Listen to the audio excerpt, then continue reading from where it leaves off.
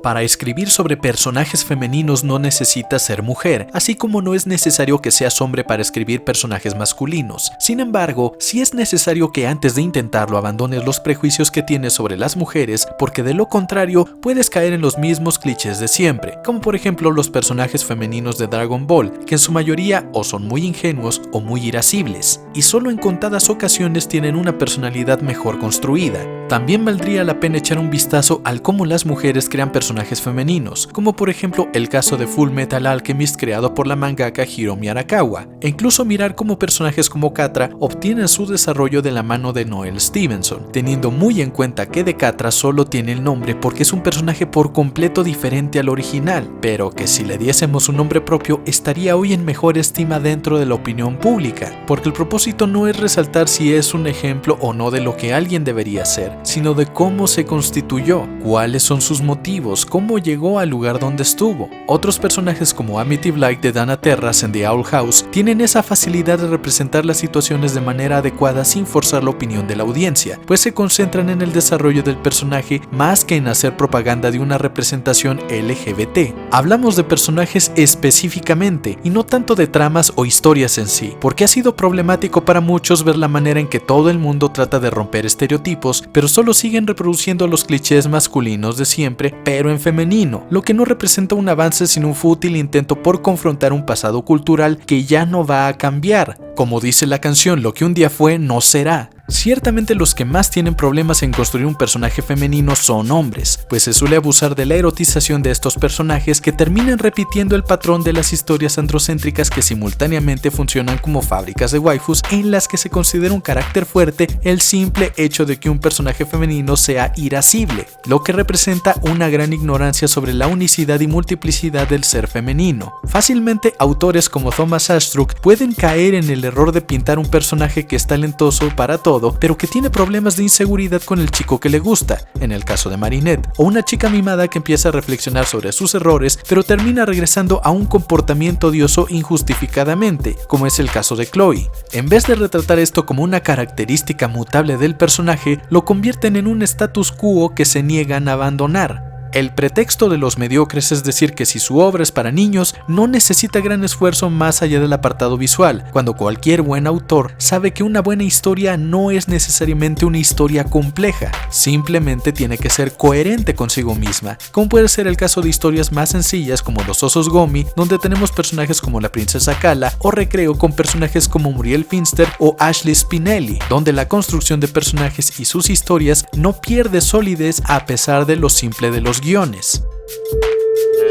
En un video de Mexican Power mencioné brevemente el caso de Lino Di Salvo, cuando en una entrevista aseguró que animar personajes femeninos es más difícil porque siempre tienen que verse bonitas, lo que en su momento desató un debate muy intenso sobre si existe o no una diferencia significativa con los personajes masculinos. Visualmente esto ha sido todo un tema porque podemos notar que en muchas ocasiones los hombres tienen unos diseños muy pero muy variados, mientras cuando nosotros vemos a todas las mujeres parecen exactamente iguales. Mismas proporciones, algunos cuantos cambios en la cabellera, 2 o 3 arrugas por allí, pero la proporción de los ojos y demás parece exactamente lo mismo, no tienen variedad. Cuando sabemos perfectamente que la multiplicidad de rostros que puede tener una mujer es de una gama muy amplia. Por una parte hay quienes dicen que los personajes femeninos no son difíciles de escribir, diseñar ni animar. El problema viene cuando realmente alguien que tiene problemas con lo femenino trata de hacerlo. Por ejemplo, 2 personajes femeninos que resultan sumamente problemáticos son Asuka Langley Soryu y Sakura Haruno. Son 2 personajes demasiado irascibles que se creen mejores que los demás y siempre están pensando en la persona que les gusta. Asuka, al aparecer en una historia relativamente corta, tiene un mejor desarrollo por necesidad. Se presenta su historial de tragedia y sentimiento incesante de soledad. En vez de verla agradeciendo los lazos de amistad que otras mujeres le ofrecen, la historia trata de encaminarla siempre a antagonizar con otros personajes femeninos como Rei o Misato, en uno de los estigmas misóginos que más veces he escuchado en mi vida y que de primera mano sé que no es verdad, que la amistad entre mujeres no existe porque siempre están compitiendo entre ellas. Sakura tiene prácticamente el mismo problema, con la desventaja de que la serie en que aparece es mucho más extensa, por lo que su desarrollo es mucho más lento, provocando que en la primera serie donde aparece su participación no tenga relevancia y solo sea un personaje fastidioso. ¿Qué tienen en común estos personajes? Los escribieron hombres con un obvio conflicto e ignorancia del mundo femenino. Fue el mismo problema que tuvo John Cleland cuando escribió su novela Fanny Hill, la cual ha tenido diversas adaptaciones y que básicamente trata de una chica pobre que se abre paso en la vida mediante la prostitución y consigue desposarse con alguien adinerado que le educa y después le hereda todo su dinero, para entonces sí poder desposarse con el chico que le gustaba y del cual se había separado tiempo atrás. Lo peor de esto es que la novela son alrededor de 200 páginas de John Cleland describiendo penes de manera burda, como si a las mujeres eso les fascinara, lo que me recuerda cuando el señor Garrison escribió su novela y ganó el premio a la mejor novela gay. Es un gran problema creer que las mujeres solo existen como un satélite del mundo masculino, siempre orbitando alrededor de sus deseos y ambiciones, cuando lo cierto es que tienen sus propios problemas y ambiciones, pero al menos en tiempos pasados se comprende. La manera más rápida de salir de la pobreza era casarse con un anciano rico y había mujeres disputando debido a ello. Aún así, solo un tonto pensaría que todas las mujeres en el pasado se dedicaban a ello. Siempre ha habido gente que prefiere no tener ataduras aunque eso signifique austeridad. En tiempos modernos podemos toparnos con trabajos como los del director Abdelatif Kechiche, que le otorga a la feminidad el papel de mero objeto de deseo. Por ejemplo, en el filme La vida de Adele, constantemente está retratando el trasero de la protagonista o le pide que aparezca en posiciones donde pueda apreciarse mejor. Y si se cree que esto es una sobreinterpretación, ha de saberse que en la obra de este sujeto esa es una constante, y que hasta en un festival de Cannes causó fastidio ver una película en la que casi todos los planos se enfocaban en el derrière de las actrices, en una historia incoherente y de una escena de 13 minutos de cunilingos en el baño de un antro. Hasta una crítica francesa se tomó la molestia de contar cuántas veces hay planos enfocando en el culo y cuándo no. Retornando a lo de La vida de Adele, cuyo título alternativo es El azul es un color más cálido, se supone que esta película está basada en un cómic de la artista Julie Marot, donde tras la muerte de Clementine, su novia Emma lee sus diarios personales para cumplir con su última voluntad. En esos diarios ella describe cómo descubrió su lesbiandad y la vida de una manera tranquila en contraste con Emma, que era la típica activista de hueso colorado. La gran polémica que hubo entre la autora del cómic original y el director de la adaptación cinematográfica fue en especial las escenas de sexo explícito entre Adele y Emma, porque se suponía que esa vez era la primera de la protagonista y debía ser un momento un poco más romántico, más cálido, más tierno, en vez de la cabalgata de nalgadas que Abdelatif Kechiche puso en pantalla. Además de la explotación del erotismo femenino, los autores también caen en la otra vertiente que es la veneración, donde atribuyen lo que creen volvería a dichos personajes admirables y poderosos, pero terminan por hacer pedazos a la construcción argumental de estos, en un afán por pintarlas como ejemplos a seguir. Por ejemplo, tenemos a Abby Anderson en The Last of Us Parte 2. Como bien dice el título, esta obra interactiva trata acerca de los últimos humanos que han sobrevivido a la infección del Cordyceps, un hongo que se puede alojar en el cerebro y transforma a las personas en bestias sin voluntad. Cuando se descubrió que había una adolescente inmune, Ellie, se le encargó a un contrabandista de nombre Joel Miller llevarla con los médicos especialistas que anhelaban conseguir una cura. Al llegar con estos, se revela que Ellie debe morir para estudiar por qué sobrevivió. Joel, que había pasado poco menos de un año con ella, se negó a dejarla morir y se la llevó, asesinando al médico principal que se interpuso en su camino. Para la segunda parte, la hija de este médico, Abby Anderson, busca a Joel y lo mata para vengar a su padre. Esto origina que Ellie, quien ahora es adulta, desee vengarse. En esa travesía, asesina a gente muy cercana a Abby Anderson, incluyendo a una mujer embarazada y a su exnovio con quien todavía tenía cierta conexión.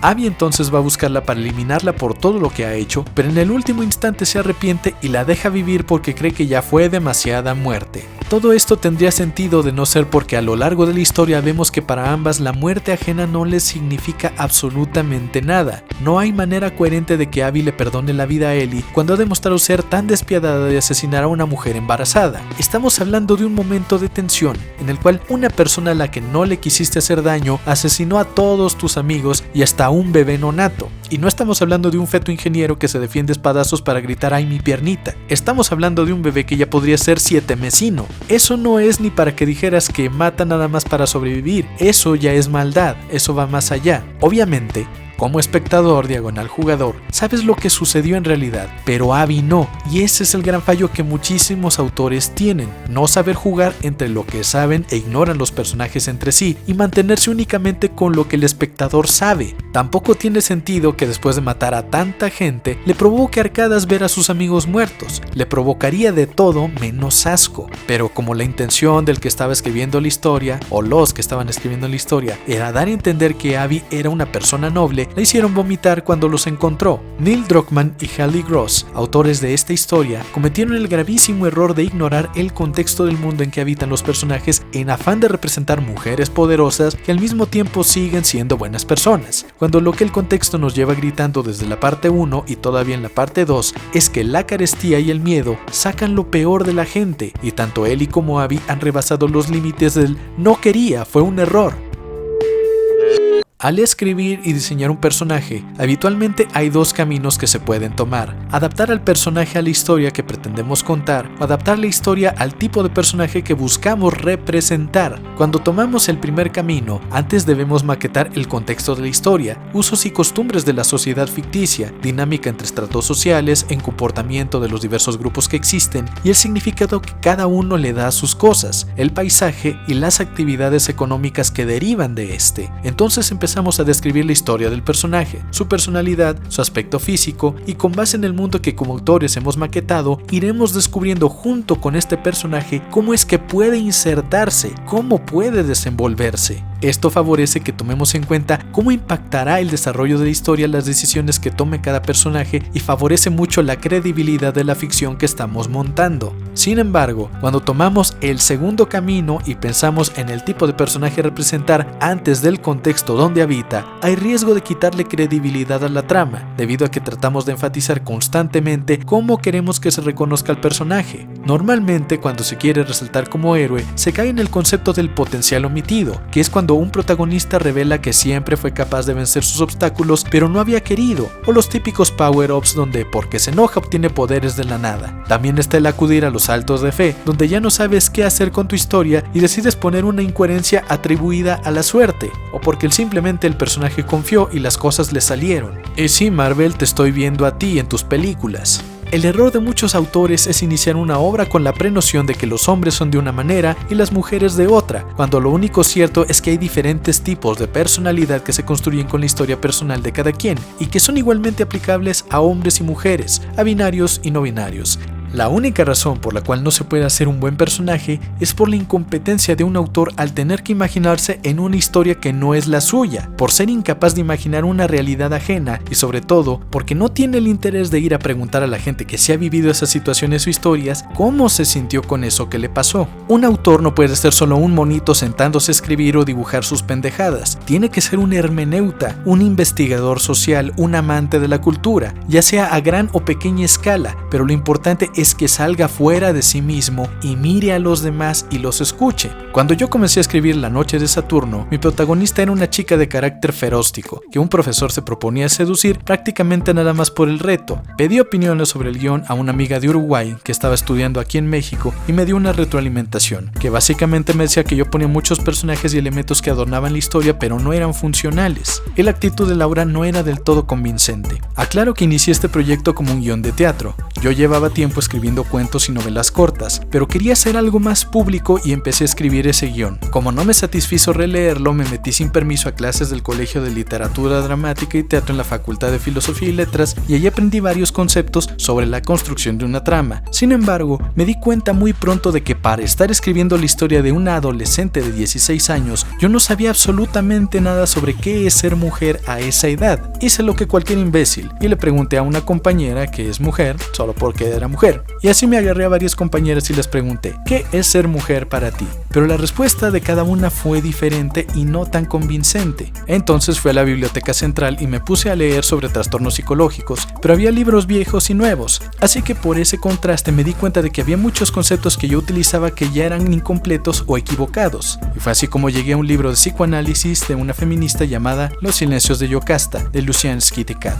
que era un ensayo psicoanalítico sobre las mujeres y su concepción en la historia, y de allí tomé algunos libros de la bibliografía y llegué hasta Los hijos de Yocasta de Christian Olivier, donde se hablaba sobre la experiencia de recibir una educación diferente con base en el sexo. La autora describía cómo en la sociedad patriarcal era más tolerante con ciertos modos de expresión dependiendo de ser varón o damita. De modo más frecuente se permitía a las niñas mantener ciertas conductas infantiles como llorar ante las complicaciones, y de allí se partía el cómo las chicas tienen que vivir una dualidad con su cuerpo debido a que no pueden identificarse por completo con la madre debido a las formas del cuerpo. La niña no puede identificarse con eso plenamente, así que debe sexualizar su actitud. Por eso es que les digo que sexualizar y erotizar no es lo mismo. Las niñas obtienen su feminidad mediante la actitud que adoptan, por eso es que son tan propensas a conseguir ropa, zapatos y otros accesorios que les ayuden a enfatizar que son niñas, por esta presión del género. Y entonces hice memoria. Cuando estaba en segundo de primaria, la mayoría de la clase eran niñas, proporción de 9 a 3. La mayoría veían una telenovela que se llamaba Mi Pequeña Traviesa y se la pasaban cantando su tema principal. Tenían todo tipo de accesorios de colores y no podías decir siquiera palabras como hocico porque se ofendían y te acusaban con la maestra por cualquier cosa. Mientras tanto, con los pocos niños que éramos, los temas de conversación iban más a tratar de superar la censura de los adultos, tratar de aprender groserías, comentar sobre quién había encontrado porno en su casa, cosas de ese tipo,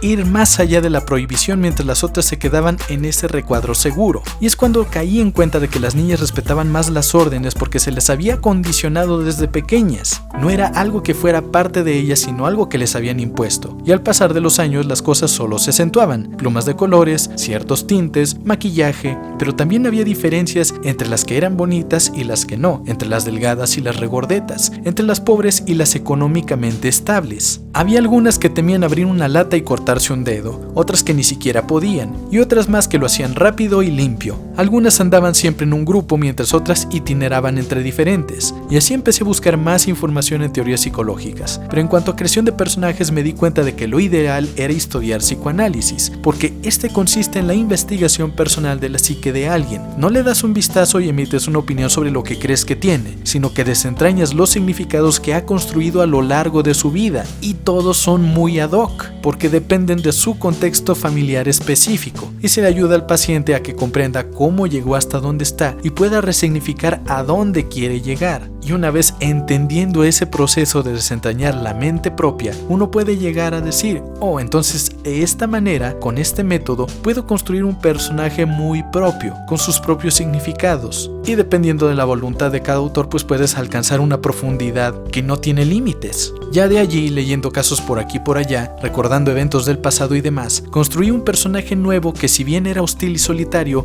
esto no era su personalidad, sino un mecanismo de defensa para ocultar lo aterrada que se sentía del mundo y lo necesitada que estaba de cariño también. Asimismo, pude retratar cómo la necesidad de su madre por protegerla al mismo tiempo la aterró del mundo, haciéndole creer que todo el tiempo estaba en peligro. Y bueno, con el otro personaje, el asesino serial, abandoné el primer concepto que tenía de un típico vengador hacia alguien que, a pesar de lo que hacía, siempre estaba aterrado. Mataba no tanto por placer, sino porque creía hacer lo correcto, y con esas muertes rememoraba a su madre, quien había muerto de cáncer. Ya sea que la historia se haga conocida o no, la verdad es que me dejó satisfecho. Ayudó mucho que la licenciatura que estaba estudiando estuviera relacionada con la educación, y eso me facilitó mucho ambientar la historia en una institución educativa utópica. Para otras historias he tenido que ver documentales sobre el espacio exterior, medicina y demás, porque tengo que darme una idea de en qué condiciones puede estar el ambiente donde los personajes aparezcan. Pero lo más importante es saber reconocer que no todo puede venir nada más de la imaginación e imitar lo que otros han hecho, y no hubiera llegado allí de no ser porque quise escribir sobre un personaje femenino.